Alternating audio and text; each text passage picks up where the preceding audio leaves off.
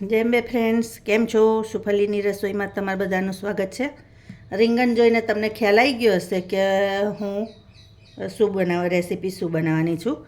તો આવી એક મોટું મસ્ત મજાનું રીંગણ લઈ લીધું છે. હવે આપણે એને પહેલાં તો કાપા કરી લઈએ.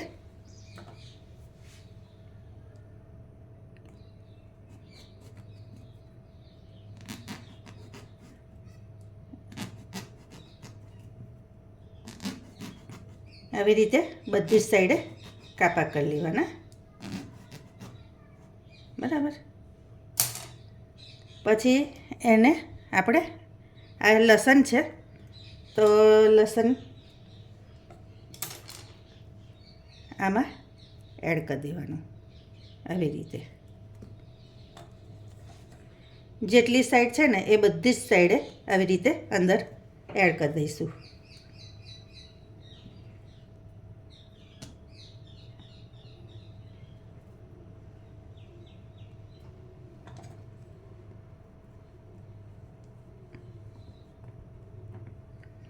અને એને બીજી સાઈડે આ ડુંગળી છે તે ડુંગળીને હોય આવા આવા ટુકડા કરી લીધા છે.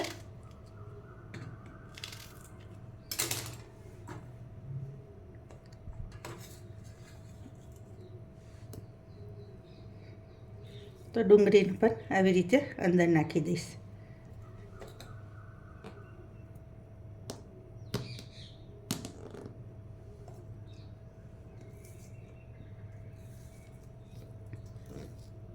જુઓ, બરાબર. તો તૈયાર છે આપણું રીંગણું શેકવા માટે.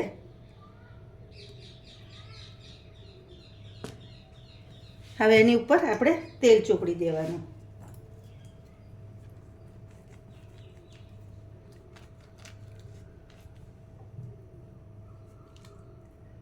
આવી રીતે બધી સાઈડે તેલ ચોપડી દેવાનું.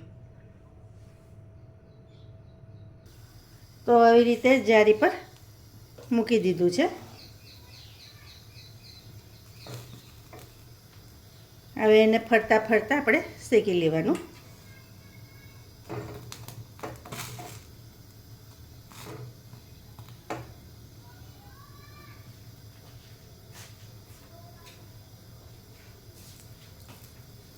એની જોડે આ લસણનો ગઠ્ઠો છે એ પણ મૂકી દઈશું.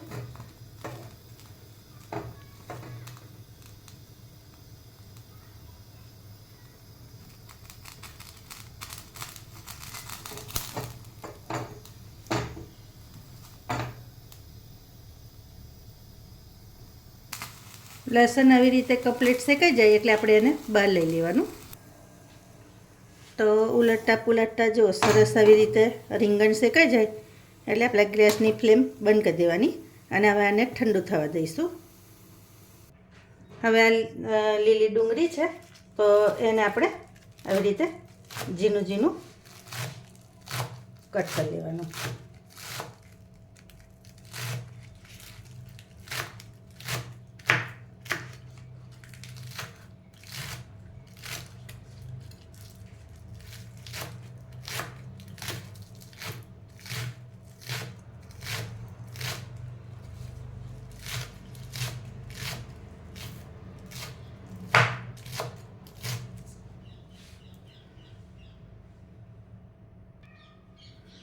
ડુંગળી છે, ડુંગળી પણ ઝીણી ઝીણી કટ કરી લેવાની. તમે ચાહો તો એને પીસી પણ શકો.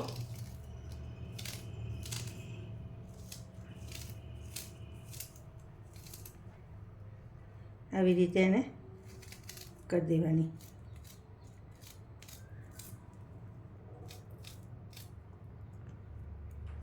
આમાં ડુંગળીની ક્વોન્ટિટી વધારે હોય એ તો વધારે સરસ લાગે અને ટામેટાં પણ એડ કરવાના, પણ ટામેટાં મારી પાસે અત્યારે નહીં એટલે હું અત્યારે એડ નહીં કરું.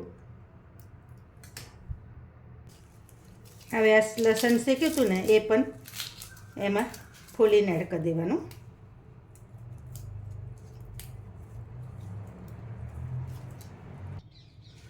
હવે આ મિક્સર જાર લીધો છે એમાં ડુંગળી આપણે એડ કરી દેવાની.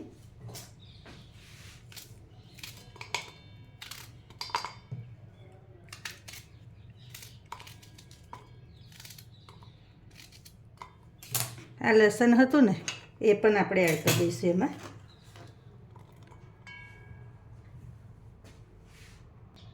આ ધાણા છે, ધોઈને લીધા છે, એ પણ એડ કરી દેવાના. આદુનો ટુકડો છે એ એડ કરી દઈશ, અને એક મરચું છે એ એડ કરી દેવાનું. હવે આ બધું પીસી લેવાનું. તો આવી દરદરી પેસ્ટ રાખી છે.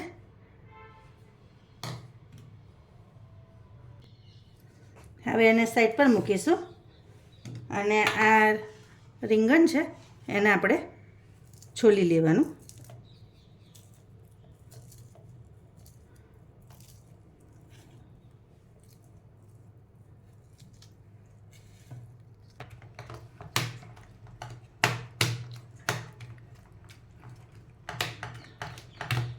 રીંગણને આવી રીતે સ્મેશ કરી લેવાનું.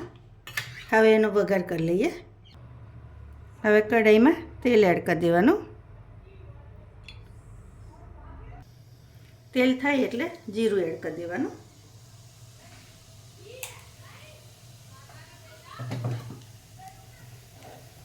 જીરું થાય એટલે ડુંગળી એડ કરી દઈશું.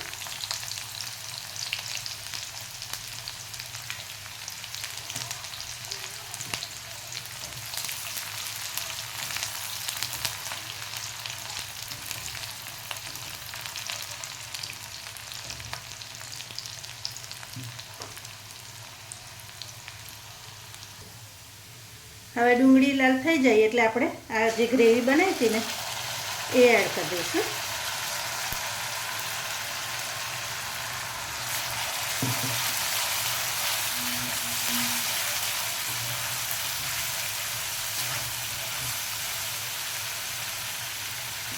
આ ડુંગળી આવી રીતે કરવાથી છે ને એની ફ્લેવર બહુ સરસ આવે. એટલે એકવાર તમે જો આ રીતે ના બનાવી હોય ને રીંગણનો ઓળો, તો એકવાર ચોક્કસથી ટ્રાય કરજો, બરાબર.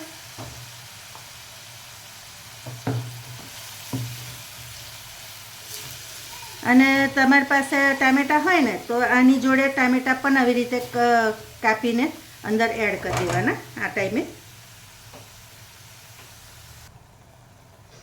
હવે ગ્રેવીમાં થોડુંક મીઠું એડ કરી દેવાનું.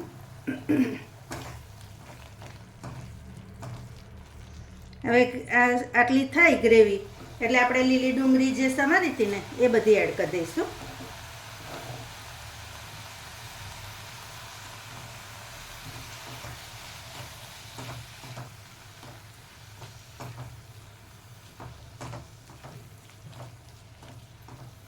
હવે રૂટિંગ મસાલા બધા આપણે એડ કરી દેવાના, જેમ કે હળદર છે, મરચું છે,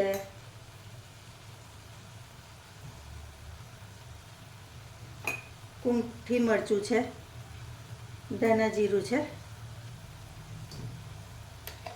અને ગરમ મસાલો છે. આ બધું અંદર એડ કરી દેવાનું.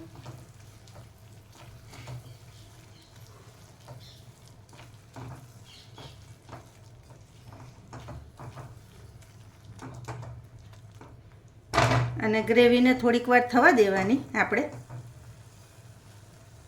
ઢાંકીને એને થવા દઈશું. 2 મિનિટ જેવી રહેવા દેવાની.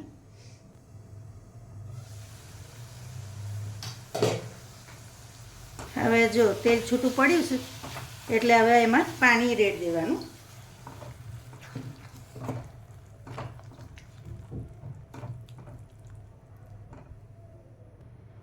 હવે આ રીંગણ ક્રશ કર્યા હતા ને એ બધા અંદર એડ કરી દઈશું.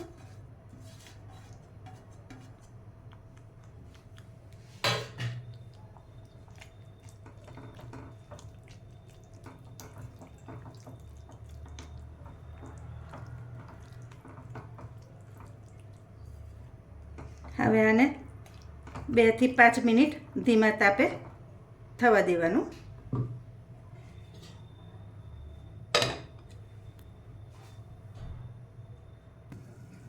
તો ફ્રેન્ડ્સ હવે જોઈ લઈએ. અને હવે એમાં મીઠું બાકી છે તો આપણે મીઠું એડ કરી દઈએ. મીઠું ટેસ્ટ પ્રમાણે એડ કરી દેવાનું. તમે માનો નહીં, અત્યારે બહુ સરસ સુગંધ આવે છે. એવું થાય કે અત્યારે જ રોટલા ને મસ્ત ગરમ ગરમ ઓળો ખાઈ લઈએ, પણ અત્યારે નહીં ખવાય. જો આ થોડાક ટુકડા આખા રાખ્યા છે, બહુ એ નહીં કર્યા મેં, બરાબર. આવી રીતે મેશ કરવા હોય તો કરી દેવાય, તમને ગમે તો.